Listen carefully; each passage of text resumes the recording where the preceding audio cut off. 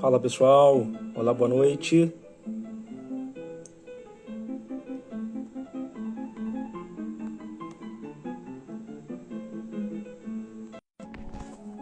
Vamos lá pessoal, boa noite, tudo bem com vocês? Tudo bem? Já vi aqui que o Marlon entrou. Marlon, grande abraço, Deus abençoe você. Aline, seja muito bem-vinda. Aline é esposa do meu amigo Arthur. Um abraço aí, Aline, um abraço pro Arthur, para seus pais aí, um abração para vocês. Fabrícia, um abração para você. Manda um abraço pro meu tio, pra sua filha aí. Cadê o Wesley? O Wesley já tá aí. Meu amigo Elias. Elias é meu amigo, meu confidente, meu brother. Deixa eu só convidar aqui o Wesley para nós iniciarmos.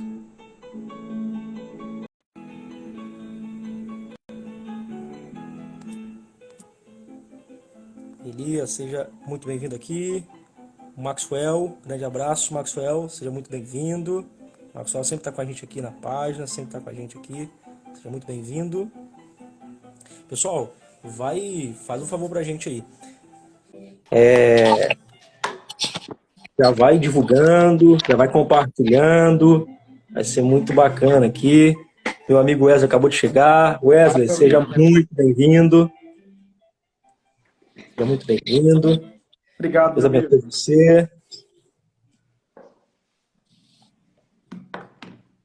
E como é que estão as coisas por aí, Wesley? Tudo bem? Tudo tranquilo? Correria pura, certo, né? Meu amigo, graças a Deus. Estou ajeitando aqui. Isso, não, pode se ajeitando aí que o pessoal vai chegando aí. Pessoal, já vai compartilhando, ajuda aí. Compartilhando. Tem um aviãozinho aí, ó. Thiago Neves acabou de entrar. Mano, um beijo, coração. Meu parceiro, Ser em Palavras, seja muito bem-vindo. Vocês vão chegando aí, vão compartilhando, dando aquela força.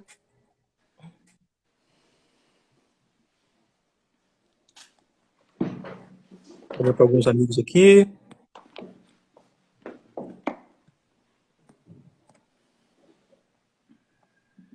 Tempinho para a gente ir compartilhando, para a gente avisar a galera.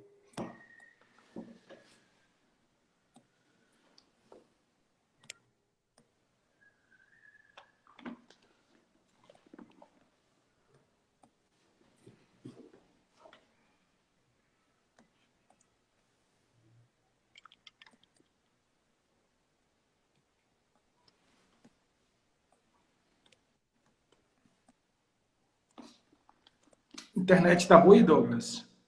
Paz, tá filé, mano. Tá tudo certo, graças a Deus. Beleza. Tô mandando pra galera aqui.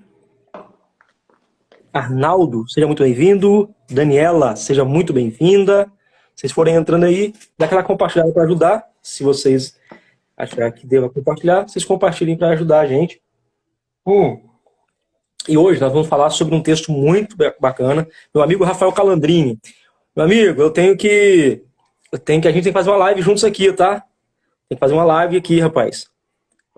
Pastor Rafael Calandrini, o Wesley, lá de Portugal. Amém. Deus abençoe você. Alan Druns, acho que é isso, desculpa se eu errar aí. Alan Druns, seja muito bem-vindo. Alan, né? Alan Druns, seja muito bem-vindo. Delícias Dava, não é isso? Acho que é isso. Se eu errar aí, pessoal, o nome... Da Vavá? Então, seja isso, muito bem-vinda. Essa mulher faz um bolo, meu irmão. Mano. É do céu, mano? É do céu? O Varão, toda vez que eu vou pregar na Devila, ela nos abençoa, é um negócio assim divino. Que maneiro, que legal, hein, mano? Que bacana. Tem gente que é especial demais, né? Tem gente que é muito especial. Então, pessoal, vocês estão entrando aí, sejam muito bem-vindos, Deus abençoe vocês. Nosso bate-papo hoje é com Wesley Santana, meu amigo aí, pregador, cheio de Deus, muito bom. Nós vamos bater um papo hoje sobre João, né? Capítulo 3. É 3 ou Wesley? 4. João capítulo 4. Então, vamos bater um papo sobre João capítulo 4 hoje. E assim, eu creio que vai ser muito importante. Toda vez que eu estiver olhando para o lado aqui, pessoal, tanto para a esquerda quanto para a direita, ou eu estou vendo a minha colinha que eu fiz. Aí, ó, Douglas e Wesley, Deus purim. Obrigado, muito obrigado. Então, toda vez que eu olhar para a direita ou para a esquerda, é porque eu estou ou eu tô divulgando aqui, mandando para outras pessoas, tá? Ou eu tô vendo a minha colinha, né? Que eu fiz a minha colinha também para mim estar participando junto com o Wesley. Então, assim, a Uau! colinha é de Deus. Tem que fazer, gente, tem que É fazer. recíproco a atitude, meu amigo. A atitude é recíproca. Então, quando eu olhar aqui de lado aqui, pode saber que é isso, tá, pessoal? Eu tô lendo a Vamos Bíblia, lá. que eu deixo a Bíblia aberta aqui, aí eu já fiz um material para mim estar visualizando também. Então, assim, pode saber que é por isso que eu estou lendo pro lado, tá? Então, Wesley, você quer ler o texto? Já quer começar? Pode começar, mano. Beleza. Então, pessoal, prazer estar aqui com o Douglas. Douglas é uma das pessoas que eu mais respeito. Tem uma mente, assim, pensante mesmo. Até parece um paradoxo, né? Mente pensante. Sim. Mas é uma pessoa que... inteligência fenomenal. Deus te abençoe, meu amigo. É uma honra estar aqui. Todos os Honra colegas minha. que estão entrando, sintam-se abraçados por minha pessoa. O texto está em João capítulo 4. Vou ler alguns versículos para a gente situar e adentrarmos no assunto.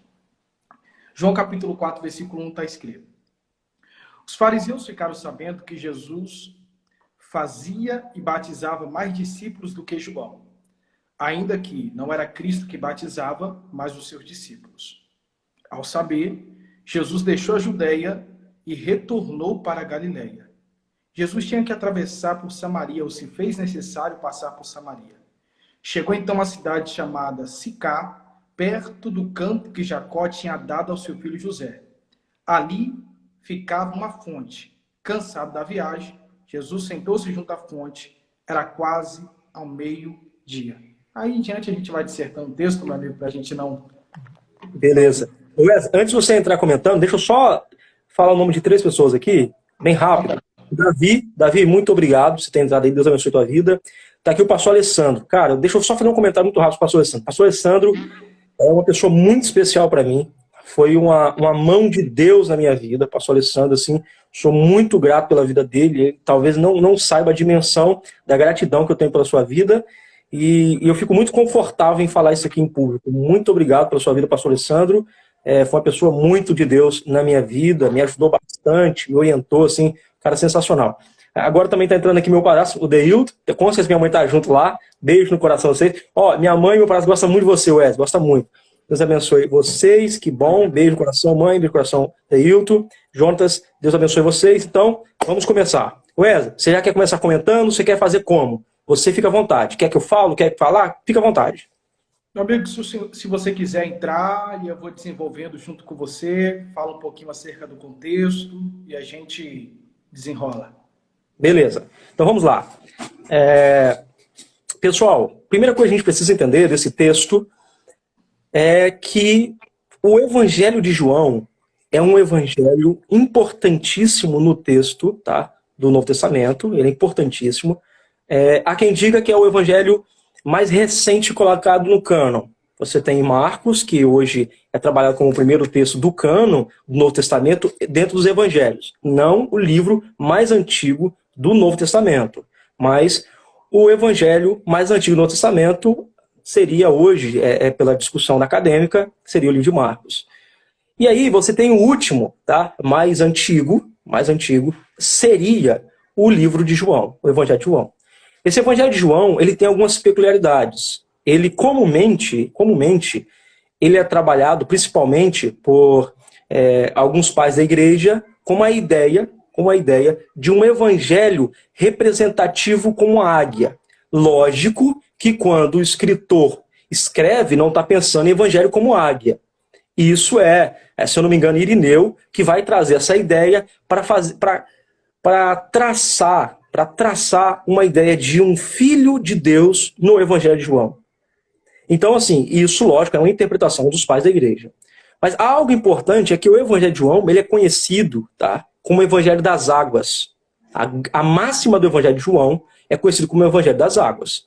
Por que o Evangelho das Águas? Porque no capítulo 1, tá, você já começa tendo batismo, a questão das águas. Você já tem, no capítulo 3, você tem a presença do Nicodemos, porque ele precisa nascer da água e do Espírito. No capítulo 4, você tem a presença da mulher que está ali no poço, e Jesus fala sobre a água da vida.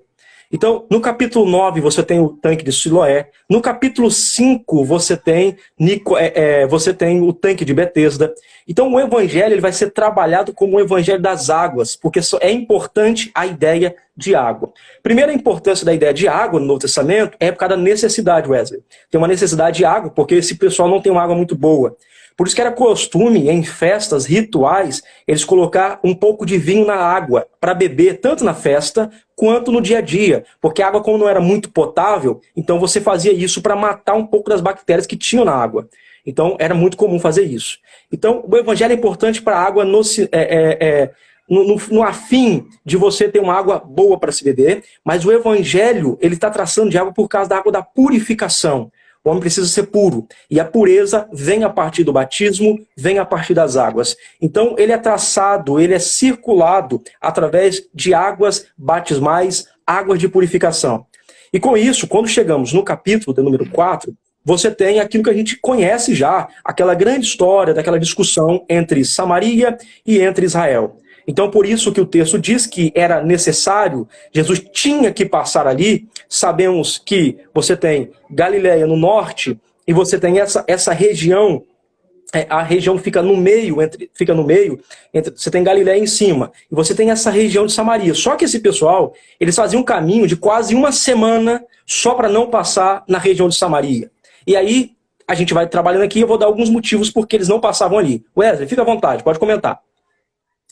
Então, pessoal, eles não passavam ali primeiro porque os samaritanos, eles eram considerados como cães imundos.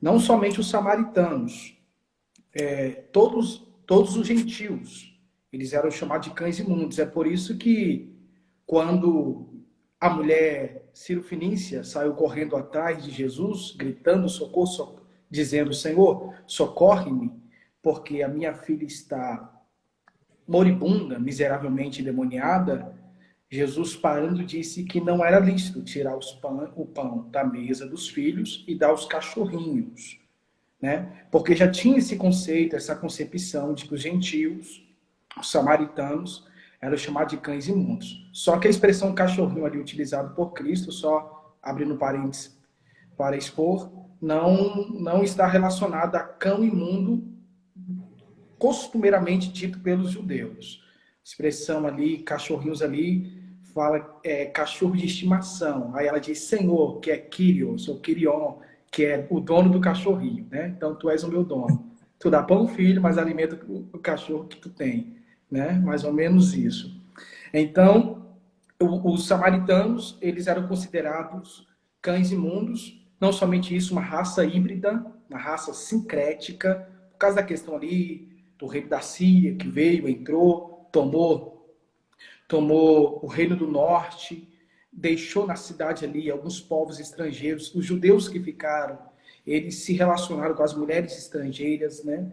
Então, daí nasceu os samaritanos. Então, eles não se comunicavam com os samaritanos.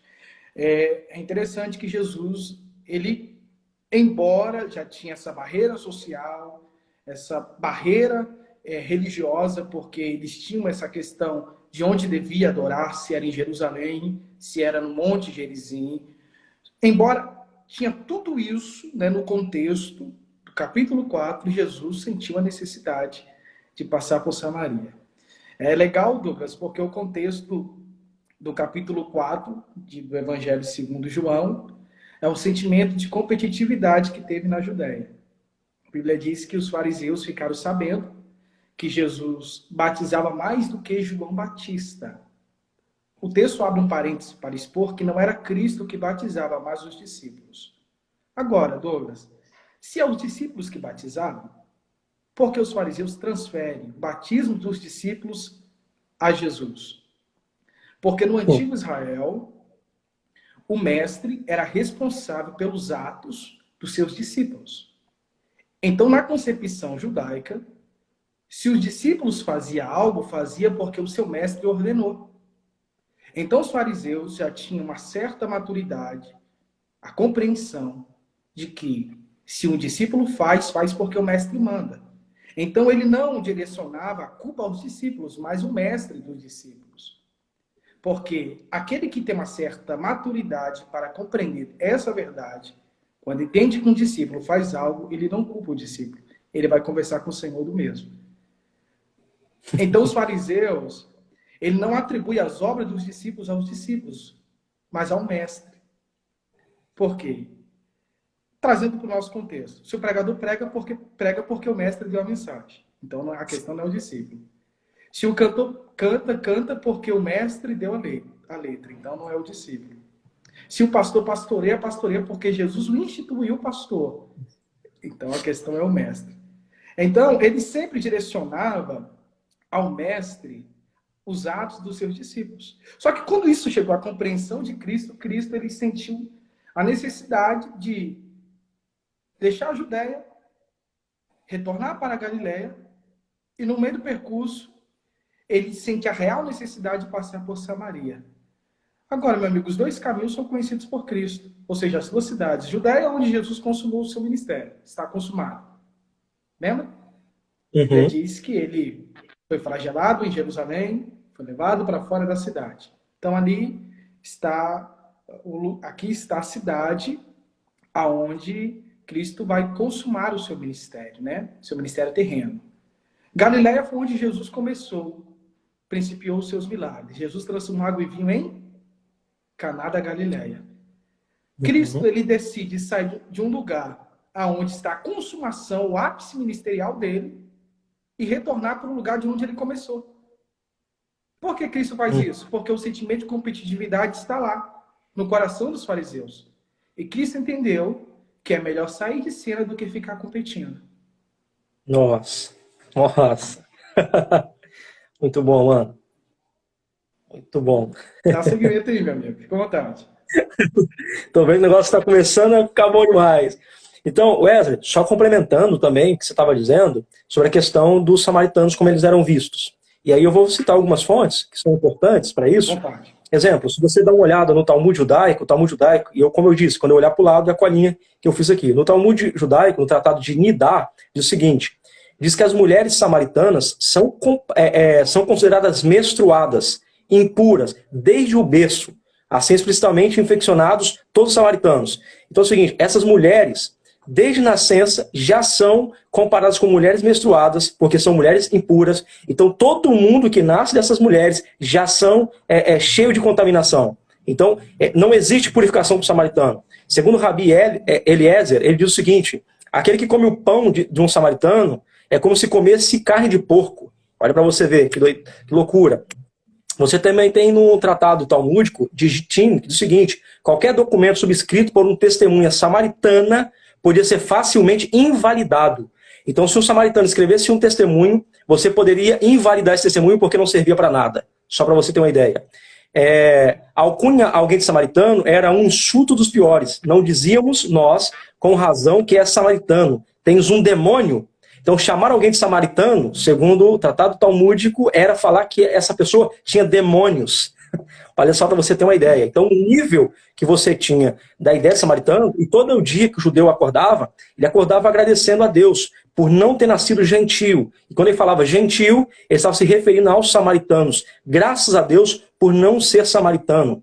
Então, ele dizia que alguns tinham uma ideia, preferiam morrer de fome do que comer pão samaritano. Então, assim, essa briga, essa rixa é muito grande, é muito forte, a ponto de ser tratado em Joséfo, no século XIX a.C., que eles pegaram ossos humanos, os samaritanos pegaram ossos humanos e jogaram no altar. E a grande briga dos samaritanos é que eles não tinham direito, não podiam pisar sequer no templo, que era o chamado Templo Salomão. Havia ali, no Sorek é uma espécie de muro que havia no templo, que tinha uma placa escrita em grego, em aramaico e hebraico, dizendo que não era bem-vindo e ali não deveria pisar nenhum gentil. E quando falava gentil, especialmente estava tratando do samaritano. Então o samaritano não tinha direito nenhum para se achegar perante a Deus. É importante que você veja que quando Jesus fala em Lucas sobre o samaritano que socorre o indivíduo que está parado no meio da estrada, aquele samaritano não estaria à toa, Wesley. Por que não estaria à toa? Isso é muito legal, porque o samaritano que está ali, ele faz o seguinte, olha o que ele está fazendo.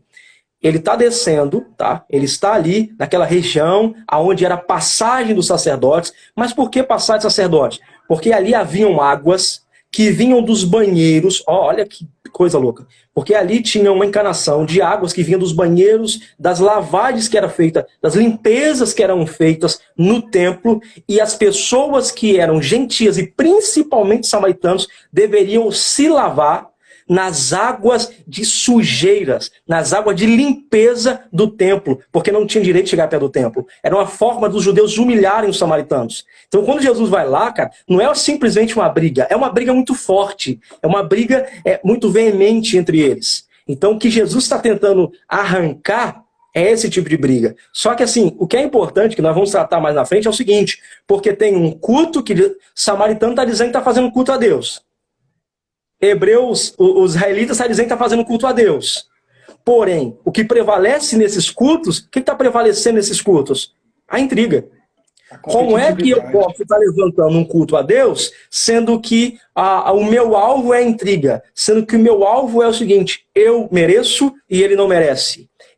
Eu recebo e ele não deve receber. Então, perceba que tem um caso muito importante aqui sendo traçado. Mas pode ficar à vontade, mano. Pode ficar à vontade. Travou aí pro Wesley.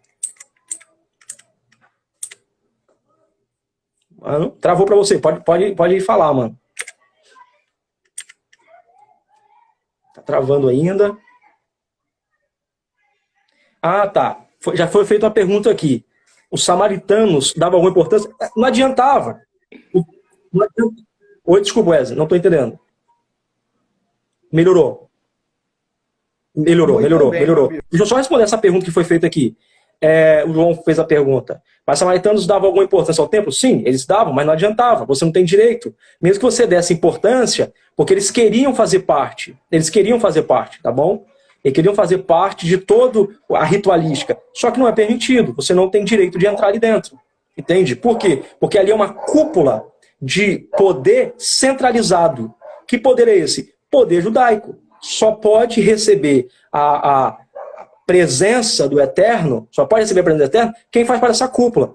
E segundo os textos judaicos, diz o seguinte, havia três coisas que não tinham no templo de Herodes, que é o templo chamado o grande templo, que é o templo do Novo Testamento. Haviam três coisas que não tinha lá. E uma dessas coisas era Sheriná, já não habitava ali mais. Não habitava Sheriná. Porque o objeto principal que deveria ter no templo era a arca. E como a arca não está, a Sheriná não aparece. A manifestação do sagrado não aparece. Então é o seguinte, você percebe, o que torna evidente quando não tem a presença? Que há uma briga em foco. Entende?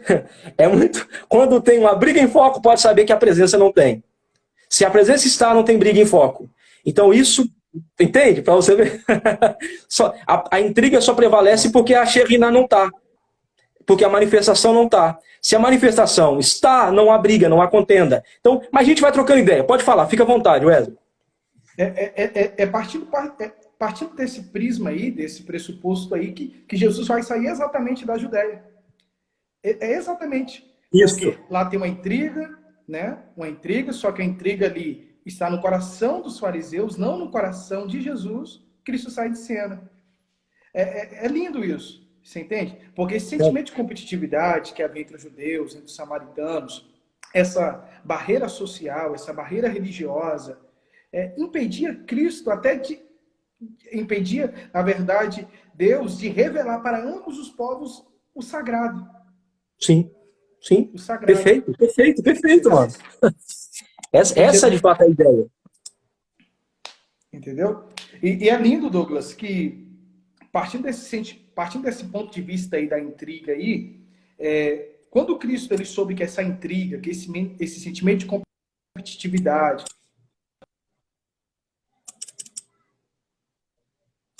estava também no coração dos fariseus para com Jesus,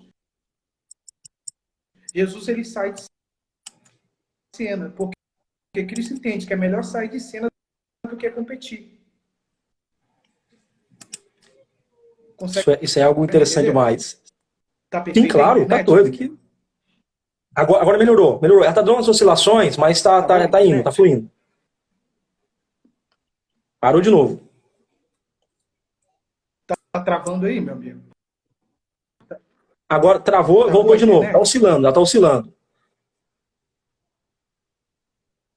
Entendi. Acho que tá tendo algum problema aqui. Tá Uhum. Mas melhor? pode continuar. Tá sim. Uhum. Sim. A Isso é lindo, isso competitividade é surgiu no coração dos perfeito, mano. fariseus, Jesus vai sair de cena, por quê? Aonde a competitividade reina, Cristo não fica. E os fariseus estavam intrigados, porque os discípulos de Jesus estavam batizando. E eles atribuem as obras dos discípulos a Jesus. E sabe o que é interessante? Porque a questão ali não é João Batista. Porque o contexto diz, e ele batizava mais do que João Batista, ainda que não era Cristo que batizava. Porque os Uhum. fariseus eram incomodados com os discípulos, com o batismo de João, porque no culto, lá no Jordão, quando os fariseus apareciam, a mensagem de João aos fariseus é raça de víbora. Quem vos ensinou a fugir da ira vindoura? Então, quando João foi preso, posteriormente morto, os fariseus estão bem, alegre. Quando Cristo aparece e os discípulos de Jesus batiza, os fariseus ficam novamente intrigados. Por quê? A alegria de fariseu no reino de Deus dura pouco. Nossa. Você entende? Sim, sim. Morreu João, levantou Jesus. Morre Jesus, levantou os apóstolos. Morreu os apóstolos, levantou os pais da igreja. Morreu os pais da igreja, levantou os reformadores. Morreu os reformadores, levantou os avivalistas. Morreram os avivalistas, Deus levantou Douglas. Ah. Tremendo, hein, mano? Que coisa linda, cara. Entendeu? Meu Deus, cara. Dá continuidade aí, meu amigo. Fica à Então vontade. vamos lá. Então, o que há aqui, Wesley, eu vou agora já começar trabalhando os teus versículos, no versículo 5, tá? Quem tiver com a Bíblia aí, dá uma olhadinha. Diz assim: chegou então a uma terra da Samaria, que se chama Sicar, né? Perto do terreno, o patriarca Jacó tinha dado a seu filho José. E aqui, o Wesley, tem uma coisa interessante. Por quê? Jacó pega essa terra como bênção e dá para quem? Dá para José. O texto aqui fala, e você tem isso no Antigo Testamento, em Gênesis. Ele pega a terra e dá para José, separa e dá para ele. Só que o seguinte, ele deu a terra, só que o nome do poço continua ainda sendo chamado de Poço de Jacó. Não era para ser chamado Poço de Jacó, era ser chamado por José. Mas quem cavou foi Jacó, então o poço continua sendo Jacó. Entende? Não interessa quem ganha, interessa quem cavou. Então, quem comprou ou quem ganhou nunca vai tirar o mérito de quem cavou o poço. Então, ainda por isso que o nome continua sendo Poço de Jacó. A terra é sua, você pode ter comprado a terra, pode ter ganhado a terra, só que tem uma questão. Se foi você que cavou, o seu nome será perpetuado. Por quê? Você tira o nome da terra, mas não tira o nome do poço que foi cavado. Mas continuando. E era ali o lugar do poço de Jacó, cansado da caminhada, Jesus sentou-se à beira do poço. Essa beira do poço, pessoal, tem uma coisa bem legal sobre isso, porque tinha aproximadamente, alguns dizem que uma circunferência de 6 metros ao redor do poço. Essa circunferência de 6 metros ao redor do poço, você tinha uma altura de quase 1,5 m a 2 metros, que era para tampar, isso aí, exemplo, você tem um poço aqui, e aqui você fazia uma circunferência de pedra, um muro de pedra. Esse muro de pedra era para que a areia do deserto não entrasse dentro do poço, tá? Então o que você fazia? Você fazia em volta um murinho de pedra, colocava uma pedra em cima, uma tampa em cima, para quando? Tá? Para quando alguém chegasse para pegar água para ovelhas, então você ia lá e tirava essa pedra. Essa pedra não era leve, por isso que tinha um horário em comum para tirar água. Eles chegavam cedo para tirar água, às 9 horas e tal, porque a pedra não era leve, era pesada. Tanto é que o texto faz questão de dizer no Antigo Testamento que Jacó, ele tira a pedra do poço sozinho. Isso porque o texto faz questão de dizer isso? Porque não era leve. Então você tem, dentro da tradição judaica, dizendo, eu fiz até um vídeo sobre isso, está na página aí, que Jacó tira como se fosse uma tampa de uma garrafa. Naquele momento é como se ele tivesse recebido a presença de Deus, assim como acontecia com Sansão, ele arranca a tampa do poço. Então, de forma muito fácil, tá? Como se fosse uma espécie de um grande herói, um grande valente que consegue sozinho tirar a pedra de um poço. E assim, isso é interessante ser trabalhado, porque você começa, e era ali o lugar do poço de Jacó, cansado da caminhada. Então Jesus, ele está andando, está cansado da caminhada. Isso também aqui já mostra o que a gente conhece como essa natureza divina e humana de Jesus. Ele se cansa, ele se assenta ali. E no momento em que ele se assenta, ele está indo lá para pegar água? Sim, já que ele vai parar no poço, vai beber água. Só que ele está indo para um ponto de encontro. Ele está indo para um ponto de encontro. Então ele diz assim, ó, é como se Jesus tivesse antecipado. Ó, olha para você ver, hein? O versículo 7. Nisso chegou a mulher samaritana. Quem chegou primeiro? Jesus ou a mulher? Jesus, porque Jesus sempre chega antes. A mulher, ela veio... ela está vindo, e o horário é horário de meio-dia, não é horário de buscar água. Mas Jesus, antes da mulher chegar lá, Jesus já está esperando ela. Então, antes da mulher ter mais um dilema, antes da mulher chegar para mais um dia em que ela busca água no horário inconforme, que ela busca no horário sozinho, Jesus já está esperando. Dá até um susto, né? Porque eu sempre busco sozinho, quem é que está no poço? Ela, imagina, ela está vindo de longe e está vendo alguém sentado em cima dessa circunferência, dessa muralha que está, nesse muro que tem o poço. Diz assim, quem é que está chegando? Só que aí, Wesley, eu já deixo você comentar, tem uma coisa muito importante. Porque a borda do poço, porque o poço é feito, né, você cava na terra, a borda do poço, ela é macia. Eles faziam, colocavam uma espécie de um barro em cima e colocavam esse barro para secar. Só que quando eles iam descendo a corda, iam descendo a corda, machucava a entrada do poço. Então, é tido até hoje, tanto pela tradição, quanto você for lá e ver esse poço, né, que eles falam ainda do poço de Jacó, ele tem várias fendas de cordas passadas na beirada do poço. A borda do poço é toda ferida pelas cordas que desciam e subiam. Desciam e subiam. Cordas que entram e cordas que saem. É o que esse poço é o símbolo da vida da mulher já começando aqui. Porque a marca da vida dela, a vida dela está ferida com cordas que entram e cordas que saem. Com coisas que têm entrado que é na vida dela e essas coisas de repente saem. De repente ela perde. Então tudo que ela tem, daqui a pouco vai embora. Então Jesus está indo para curar as bordas do poço da vida da mulher. Porque primeiro ele precisa curar por fora para depois curar o poço por dentro. Se ele não cura o poço por fora, não tem como ele curar o poço por dentro. Mas pode falar, Wesley, pode continuar. Uau, uau. É interessante que esse poço, conforme você bem disse, ele está junto a um campo no qual Jacó deu seu filho José. E é exatamente nesse poço que Jesus vai pregar o dom de Deus à samaritana.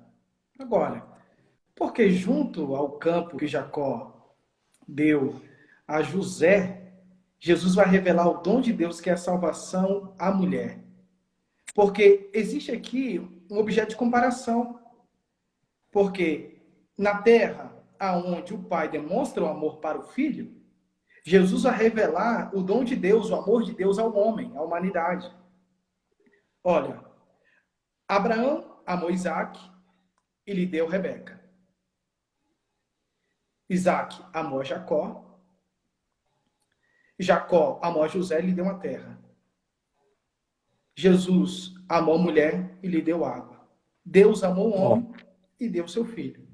Porque o amor, porque junto à terra onde o pai, a Bíblia faz questão onde Jacó dera ou deu seu filho José. Porque junto ao poço que Jacó dá ao seu filho, porque junto à terra que Jacó dá ao seu filho, Deus revela o dom de Deus à mulher samaritana, a salvação, a graça à mulher samaritana. Porque o que é amor, se não uma atitude? Junto à terra onde o pai demonstra amor e dá ao filho, Jesus revela o amor de Deus com atos à mulher samaritana. Por isso que o texto informa, Deus amou o mundo de tal maneira e deu, porque amor não é palavra, amor é atos. Sim. Amar é verbo, né, mano? Amor é prática. A Bíblia diz que Jesus estava cansado no caminho, conforme você informou.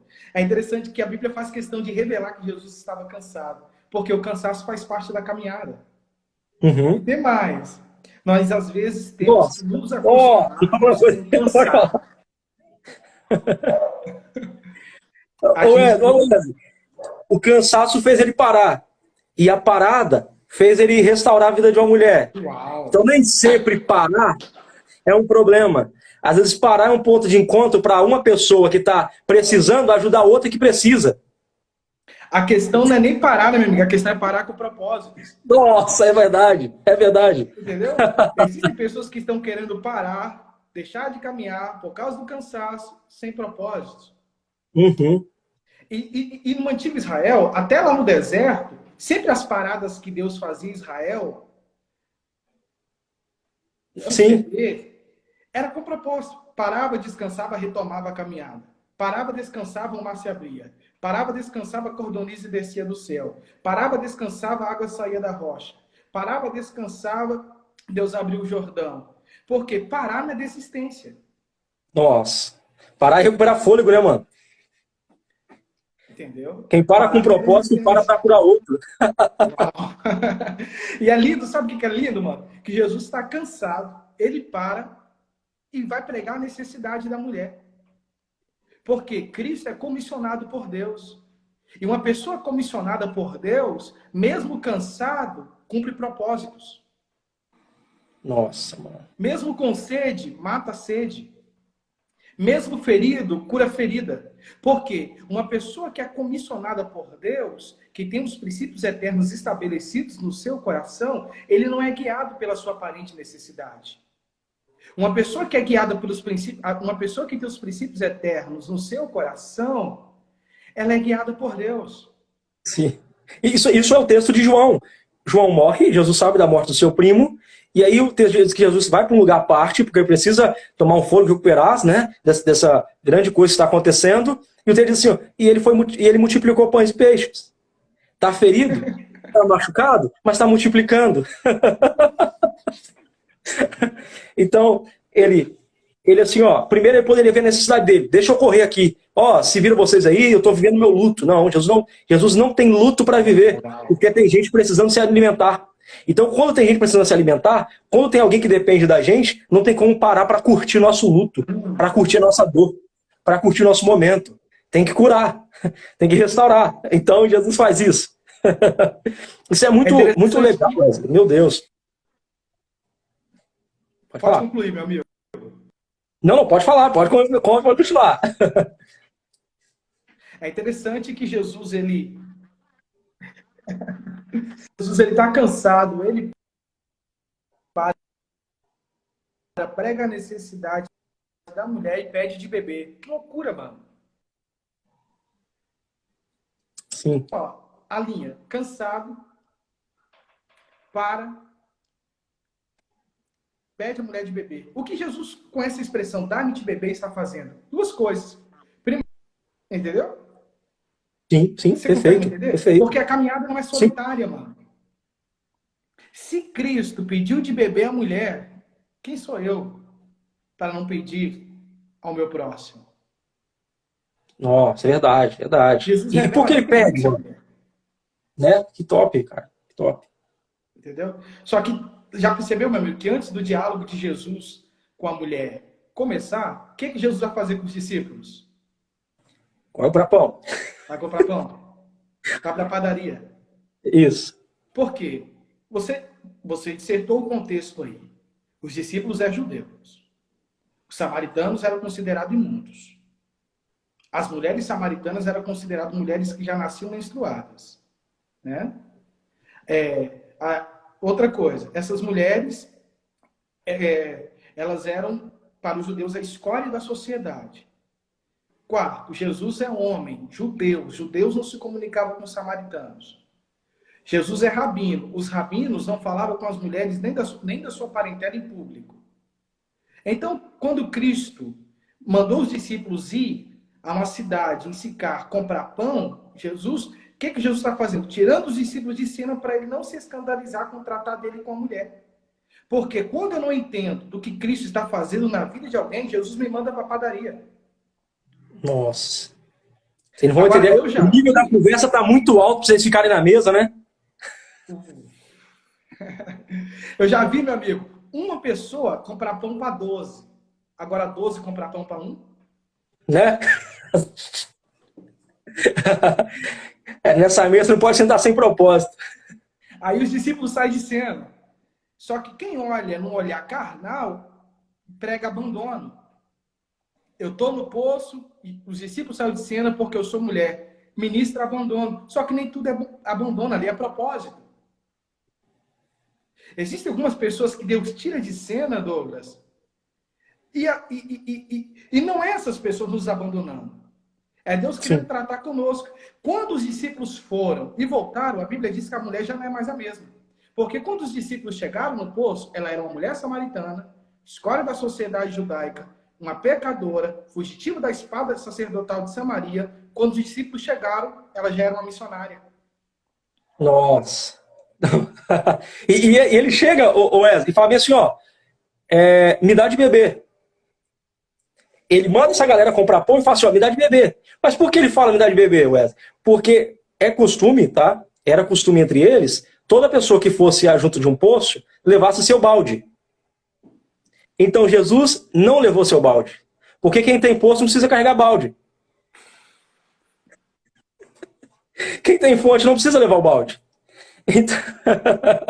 Para que tomar... Assim, para que tomar água em garrafinha se Jesus é a fonte, né, irmão? Nossa, aí dá pra gente falar, o dia que o poço encontrou com o poço. Entendeu? O dia que o poço encontra com a fonte. O dia que você tem a fonte Cristo, vai encontrar com o poço. Então, enfim, isso é importante, porque você vê que ele fala, ó, tira água pra mim, porque ele não tá com balde. Era comum levar um balde. E às vezes era comum, na beira do poço, como o poço é público, e esse poço é público, em Sicar, você tem Monte Etbaal de um lado, e Monte Gerizim do outro. E no meio ficava Siquém, ficava a cidade de Siquém. Então o que você tinha? Esse poço, quando era público, tinha um balde lá reserva para você usar. O que demonstra que o poço não tem balde. Não tem balde. Tá? Porque as pessoas ali, cada um quer tirar sua água e pronto, acabou. E Jesus vai lá e usa isso para iniciar uma conversa. Começar uma conversa com a mulher já é uma quebra de protocolo, porque você não conversa com mulher. Principalmente, tá sem o marido, você não vai conversar com ela, que a mulher não tem direito desse bate-papo. Então Jesus já quebra o primeiro protocolo. E essa mulher, por que ela está indo no horário de meio-dia? Porque com certeza ela tem algum problema com essa tradição. E aí, só você ter uma ideia, eu anotei aqui pelo menos 5 pontos da tradição samaritana. Primeiro, eles criam na unidade e unicidade de Deus. Deus é um e é único. Isso é compartilhado com os judeus, porque os judeus diz que ele tem o Shema, né? Ouve Israel, tá? O nosso Deus é um, o Errad, né? O Errad, ele é um só, é um Deus. E aí você tem outra coisa. A segunda ideia da teologia samaritana. O único profeta que existe é Moisés, é compartilhado entre os judeus também, que o grande profeta é Moisés. Lógico que os judeus entendiam que tinha outros profetas, mas o grande profeta, o marco profético é Moisés. Então compartilham a mesma ideia. O Pentateuco são os únicos 5 livros inspirados. Lógico, o judeu tem outros livros, se você for olhar em José, são 24 livros. Então, outros livros inspirados, mas os livros, para os judeus até hoje, os mais importantes são 5, a Torá. O restante, tá? Para quem está ouvindo essa live, os restantes para o judeu é comentários da Torá. Então você tem, até os 5 primeiros livros, você tem, é chamado o tripé, aquilo que sustenta a teologia e a fé judaica, o monoteísmo judaico. O restante é comentário dos 5 livros. Então o mais importante, tem até um rabino que diz que os profetas juntos são apenas uma vírgula da Torá. Só você ter a ideia da importância que tem a Torá. Então eles compartilham 50% da mesma ideia. O Pentateuco, ele é inspirado. Para o judeu existem outros livros inspirados, você tem outros livros inspirados, só que os mais importantes é a Torá. E aí você tem a Torá, chamada Torá Samaritana, que já é escrito no idioma deles, já é feito numa perspectiva samaritana, não é na mesma perspectiva judaica. Existem algumas modificações ali, lógico, você cultua diferente, você vai ter que modificar. E a outra coisa, o Monte Gerizim é o único lugar escolhido por Deus para situar, tá, e para colocar um santuário. A sede da santidade. Então já destoa do pensamento e do imaginário do judeu. Que para o judeu é Jerusalém. É a cúpula sagrada. É onde Deus está. Cara, Jerusalém é tão importante para o judeu, às vezes a gente fala, as pessoas não entendem. É tão importante que ele diz o seguinte: quando chegou o dilúvio, tá? O dilúvio veio, choveu 40 dias e 40 noites, aquela história toda. O único lugar que não se encheu do dilúvio foi Jerusalém. Eles acreditam. Estou dizendo que é verdade. Estou dizendo que é a fé deles. Porque Jerusalém é o centro do mundo. É o centro religioso do mundo. E aí já está destoando, porque para eles é Gerizim. Porque como eles não podem ter oportunidade em Jerusalém, eles têm que arrumar um outro lugar de culto. Você percebe que na alma humana há uma sede de adorar a Deus? Há um desejo. Então, se você não me aceita no seu culto, eu vou montar um outro culto. Mas o que eu não posso parar é de adorar a Deus. Então há uma sede, há um desejo, né, do homem querer adorar a Deus. O Moody dizia assim, Senhor, preenche o meu coração, que o meu coração é como uma vasilha vazia. Se não me engano é de Agostinho a ideia que no coração do homem tem um espaço que só cabe Deus. Percebe? Filósofo russo Dostoiévski. Então, tem um texto do Agostinho que diz assim, o Senhor me atraiu e fiquei atraído pelo Senhor. Baseado em Jeremias, que eu fui atraído. Outra coisa, você tem uma outra ideia. A ressurreição dos mortos ocorrerá antes do juízo final. Então você tem os mortos ressuscitando. Isso aí é fé samaritana. Liga com a fé da igreja primitiva depois. Tá? Essa questão de ressurreição dos mortos. E também está ligado com a ideia da fé judaica posterior. Tá ligada com a ideia da fé judaica posterior. Só rapidinho.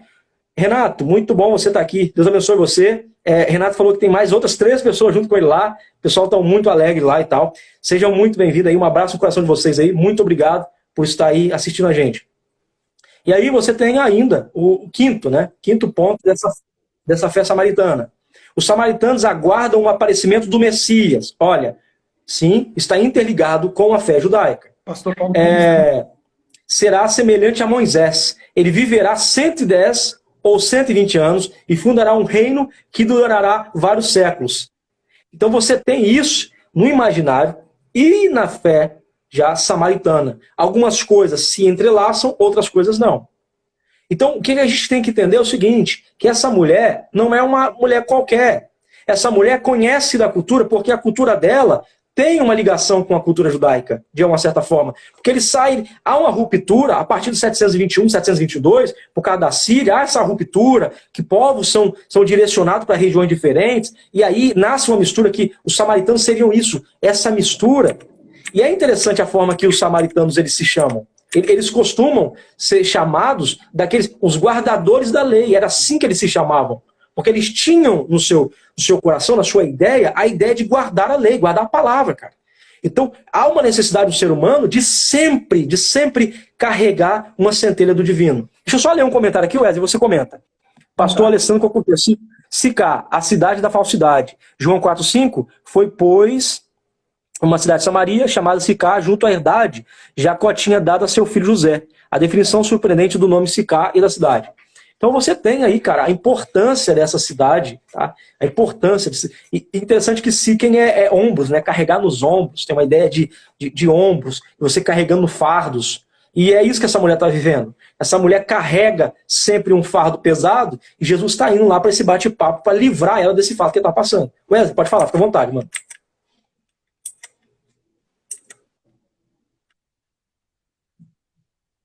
No coração dessa mulher é tamanho, a ponto no diálogo, né, de Jesus com ela, assim que Jesus pede beber, ela vai impor a barreira social que havia entre ela e ele, entre os judeus e os samaritanos. Como pode tu, sendo judeu, pedir de beber a mim, que sou uma mulher samaritana? A Bíblia faz menção que Jesus vai expor que se tu conheceres o dom de Deus e quem te pede beber, tu te pediria e eu lhe daria água da vida. Ela disse, Senhor, dá-me dessa água para que eu não torne mais o poço. Aqui revela a necessidade da alma dessa mulher. Jesus disse, vai e chama o seu marido. Ela disse, não tenho marido. Jesus disse, disseste bem, porque agora o que tu tem não é teu. Ela teve diversos maridos, você não pode me lembrar, foi 5 maridos, o que agora, o 6º, não é o dela. É lindo, meu amigo, que Jesus vai tocar nos pecados intocáveis dessa mulher. O que Cristo estava querendo informar que para ele trabalhar, para ela beber dessa água, primeiro ele precisava resolver o passado dela. Porque Jesus não vai abençoar o presente, o nosso presente, se não resolver primeiro o nosso passado.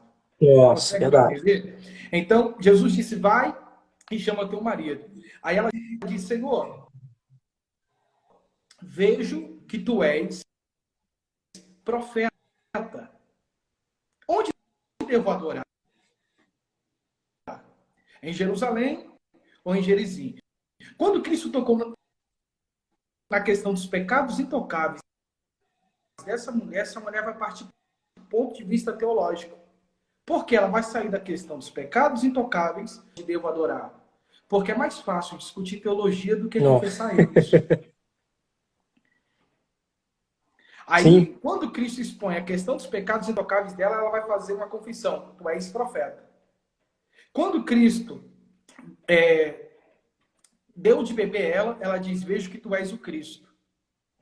Já percebeu que primeiro ela diz, como pode tu sendo judeu? Ela reconhece Jesus como judeu.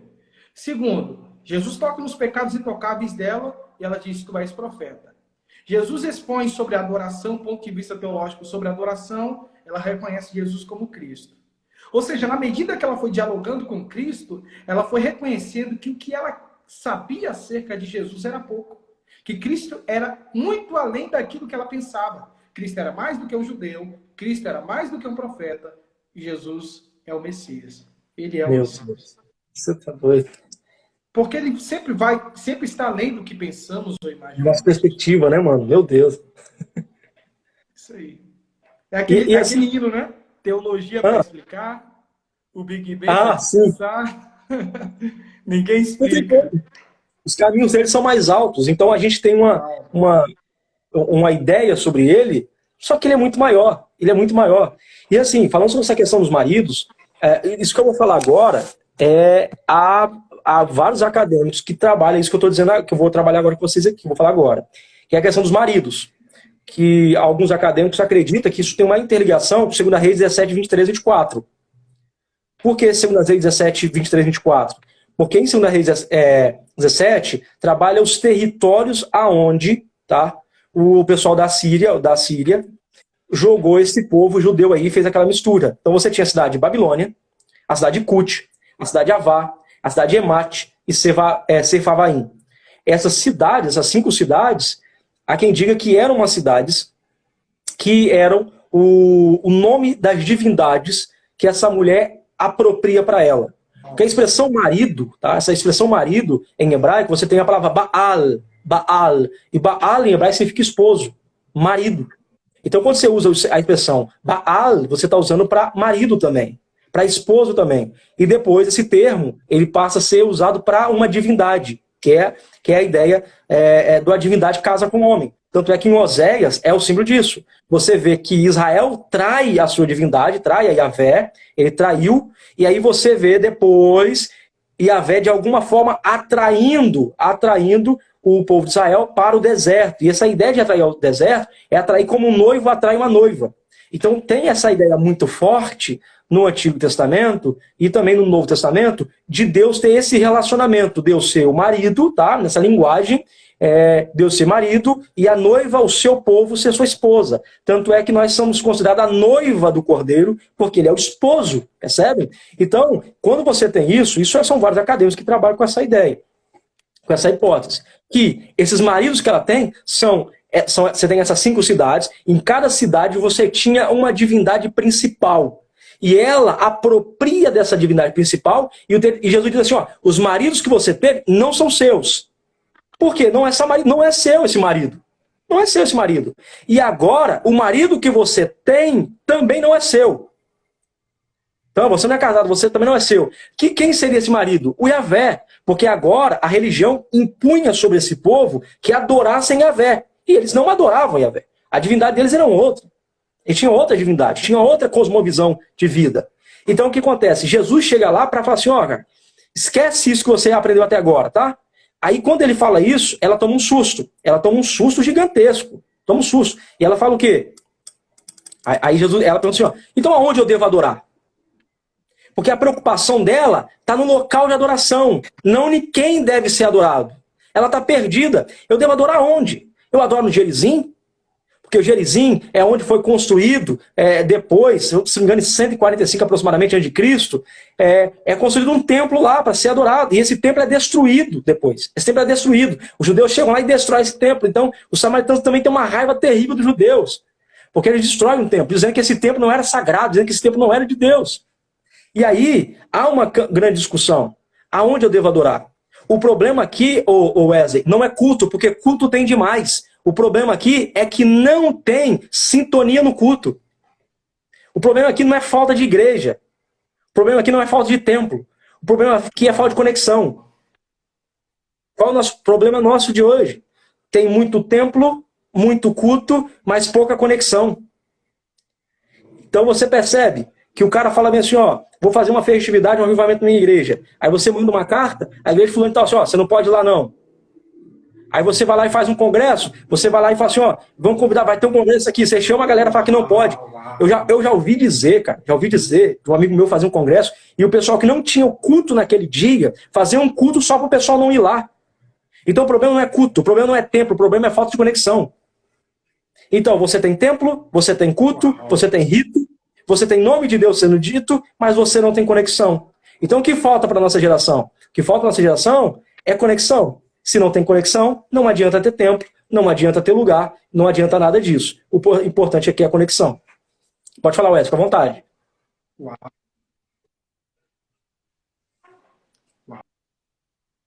Uau. E isso acontece. Interessante, isso é interessante demais, não?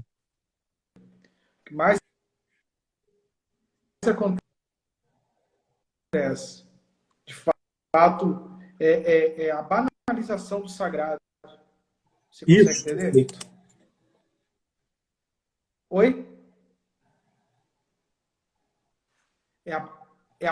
A teologia chama isso de banalizando. Consegue entender? Então, é interessante, meu amigo, que depois que Jesus se expõe para essa mulher os seus pecados intocáveis, o texto vai informar que Jesus vai dissertar sobre adoração. Ela perguntou, onde então devo adorar? Gerizim, Jerusalém. E Jesus disse, nem Gerizim, nem Jerusalém, mas a hora vem, agora é.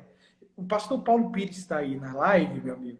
Ele disse algo, né, no culto de doutrina, tal, eu aprendendo com ele.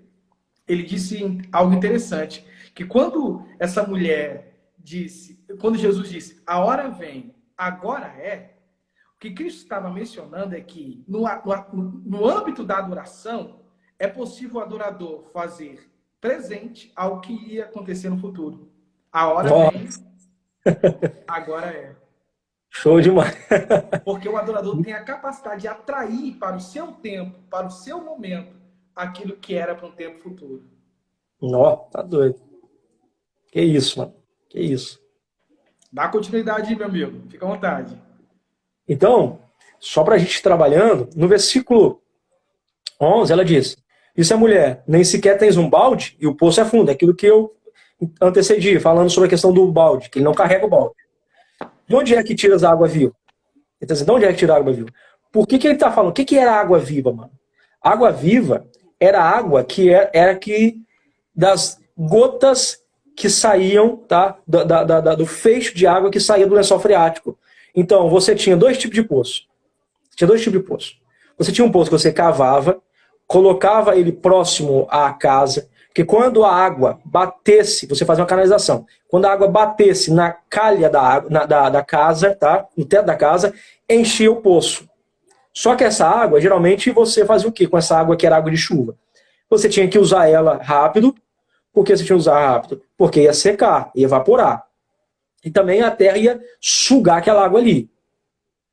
Aí você tinha esse tipo de água, só que essa água não era uma água pura, não era uma água limpa. Por que essa água não era limpa? Essa água não era limpa porque não vinha direto no lençol freático. Só que para a tradição dos judeus, é preciso apenas um feixe de água limpa para salvar todo um poço de água parada.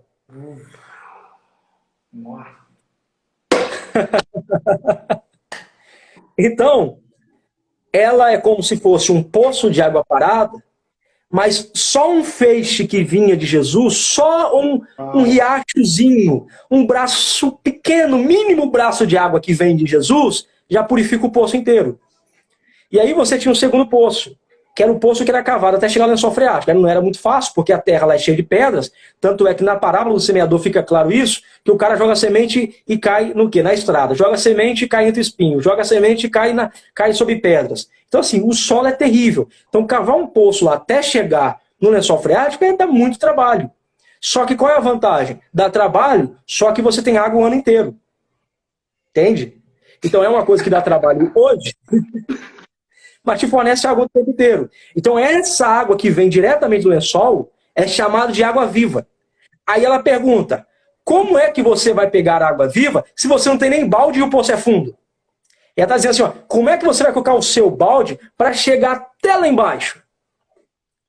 Aí ela diz assim, ó, o nosso antepassado Jacó deixou-nos este poço.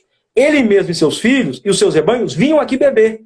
Não me digas que és mais importante que Jacó. Por que ela está suscitando essa tradição? Porque existe uma tradição entre os judeus, isso aqui é lindo, Wesley, uma tradição que era o seguinte, quando Jacó chegava perante o poço, ele não precisava nem usar balde. Ele batia o pé do lado do poço e a água subia. Então, ele batia o pé e a água subia. Subia a água. Quando ela fala assim, ó, você é melhor do que o nosso pai Jacó, ela está suscitando essa tradição que havia entre os judeus, dizendo o seguinte assim, ó, quer dizer então que você vai bater água e vai subir água? Ele disse, calma aí que você vai ver. É mais tremendo do que isso. É mais tremendo que bater e a água subir. Calma aí que você vai ver. Eu vim aqui implantar poço. É interessante que dentro desse aspecto que você, dentro desse assunto, né, que você abordou, é que enquanto ela esperava alguém que batesse o pé para a água subir, Cristo, na verdade, queria fazer a água fluir dentro dela. Sim, exatamente. Ele veio implantar o poço, né, mano? Ele veio implantar. Assim, ó, não vim fazer ela subir. É água jorrar dentro de você. Jorrar dele, né? Isso é muito lindo, cara. Isso é muito lindo. Entendeu? Aí ele diz o seguinte, ó. E olha que pode lindo, falar, mano.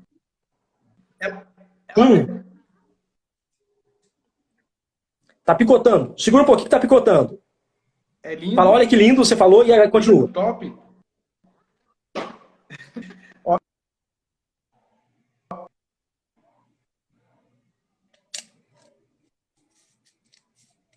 Tá picotando de novo. Parou. O lindo.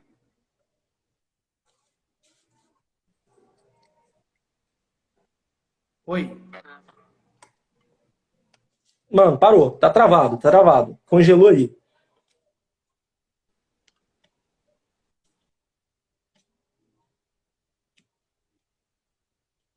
Fala aí pra ver agora. Travou.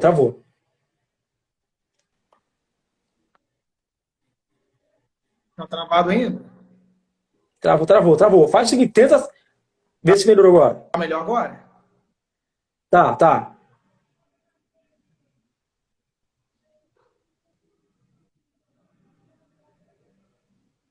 Tá, pode falar. Melhorou, Douglas? Não, travou de novo. Você quer sair e entrar de novo? Quer sair e entrar de novo pra ver? Tá travando. Beleza, fechado. Beleza. Então, pessoal, só continuando, tá? Só continuando aqui. Continue aí que o Wesley entra de novo. O versículo de número 13 diz assim, ó, quem bebe desta água, afirmou Jesus, volta a ter sede. Mas quem beber da água que eu lhe der, nunca mais há de ter sede. Por quê? Por que não vai ter sede mais? Porque a água em que eu lhe der, torna-se dentro dessa pessoa uma fonte da água viva. Então, isso é tão importante, porque ele está dizendo o seguinte, ele está dizendo que você está pensando em um poço material, você está pensando apenas nessa água. Só que eu vim aqui libertar você, eu vim aqui trazer você para que você tenha paz interior. E esse é a grande convocação. É essa paz interior que ele está trazendo para ela. Porque sua vida está agitada demais, sua vida está movimentada demais. Olha o horário que você está vindo buscar água. Está um horário inapropriado. Olha a quantidade de maridos que você já teve. É uma quantidade inapropriada, você não tem paz sendo assim. Só que eu vim aqui fazer com que as coisas comecem a fluir. Porque há muito tempo na sua vida tem águas retidas, tem águas paradas. E eu preciso fazer que as águas fluam sobre você. Tem coisa na sua vida que é como se tivesse uma pedra dizendo assim, ó, você quer fazer, mas não consegue. Você quer fazer, mas não tem jeito. E olha que ela se expõe a um risco, pessoal.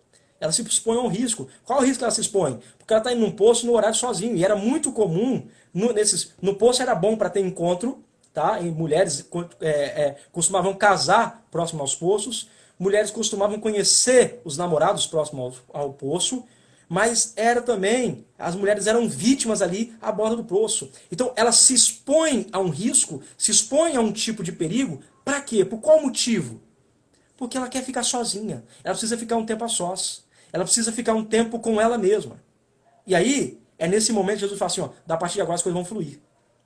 Então, só basta, e preste atenção, no início da live, nós falamos o seguinte, que antes da mulher chegar no poço, Jesus já estava no poço, porque Jesus sempre chega antes.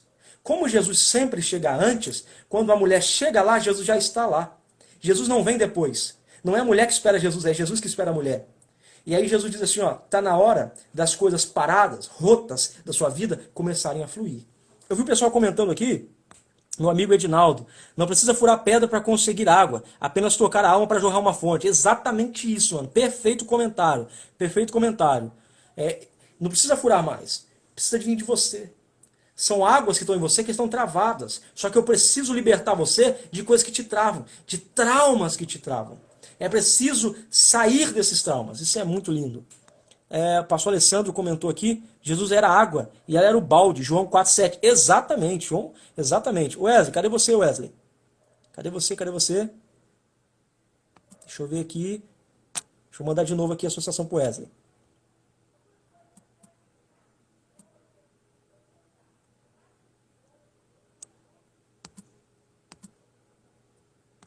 Então, pessoal, é exatamente isso. Você percebe que essa história tem muita coisa envolvida. A estrutura desse texto do Novo Testamento é para entender essas ideias, esses momentos peculiares em que Jesus está dando a oportunidade para essa mulher ter... Mas já parou para pensar que Jesus sai da sua rota, ele precisa passar por ali, por causa de uma mulher? Já parou para pensar nisso? Jesus não está indo ali curar um vilarejo. Ele não está indo pessoalmente curar um vilarejo. Ele não está indo ali curar uma aldeia. Ele está indo ali por causa de uma mulher.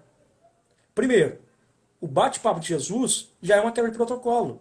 Jesus, ele poderia ter ido por causa de um rei, por causa de um grande profeta, por causa disso e aquilo. Então, ele está indo por causa de uma mulher. Na vista, tá? Na vista humana, na perspectiva humana, deixa eu te falar, do período antigo, não estou dizendo agora, no período antigo, nessa perspectiva do período antigo, olha, isso é muito lindo. A mulher é objetificada. Ela se torna um objeto. A mulher nada mais é nesse período do que apenas uma companhia do homem. Uma parte fraca do homem. Sim, pessoal, é assim que era compreendido. Para os gregos era compreendido isso, para muitos gregos era compreendido assim. Você vai ver isso em Hesíodo, você vai ver isso em Aristóteles, você vai ver isso em alguns filósofos gregos. A mulher não tem esse valor. Na tradição judaica, também, a mulher não tem esse valor. Quem é o cabeça, quem é isso e aquilo outro, é o homem. Só que aqui, Jesus está quebrando isso.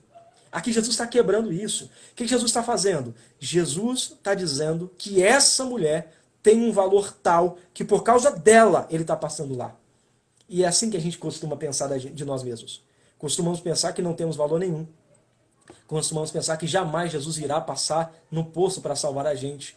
Costumamos pensar que até parece que eu mereço isso, até parece que eu mereço aquilo, até parece que eu mereço essa bênção, até parece que eu mereço esse milagre, até parece que eu mereço essa vitória, até parece porque sua vida está tão parada, sua vida está tão aprisionada que você não se sente próprio de receber uma bênção tamanha. Só que por causa de uma mulher, Jesus vai lá. Mas por que Jesus foi por causa de uma mulher? Porque essa mulher converteria a sua cidade inteira. Então Jesus está indo por causa de um ponto missionário. Jesus está indo por causa de um coração missionário.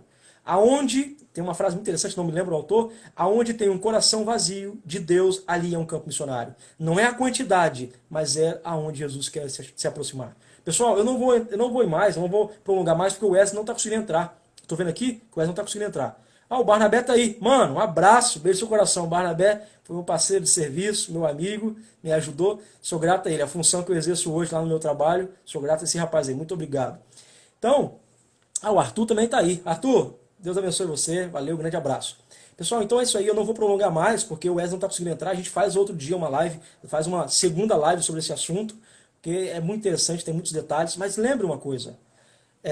Nós costumamos sempre, tá? Sempre desvalorizar aquilo que somos.